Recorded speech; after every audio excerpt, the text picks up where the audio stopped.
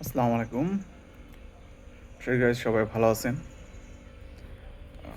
সামান্য একটু কথা না বললেও নয়। আমাদের দেশে ছোটোখাটো একটু ঝামেলা হচ্ছে।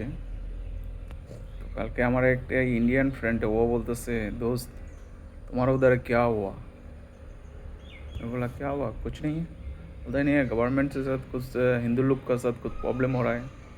तो मैं बोला नहीं है, ऐसा कुछ प्रॉब्लम नहीं है, वो स्टूडेंट और गवर्नमेंट था। আমি এভাবে বললাম স্টুডেন্ট গভর্নমেন্টের ইয়ে আসলো।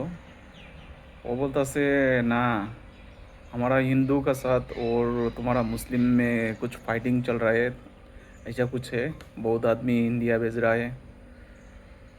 তো আমি বললাম না, এরকম কোনো কিছু না। তো আমাদের ওইখানে স্টুডেন্টের সাথে একটা ঝামেলা ছিল, তো ওইটা গভর্নমেন্টের সাথে চাকরির কোঠা লিয়ে একটা সমস্যা আসলো, ওইটাই সমাধান করানো হয়েছে।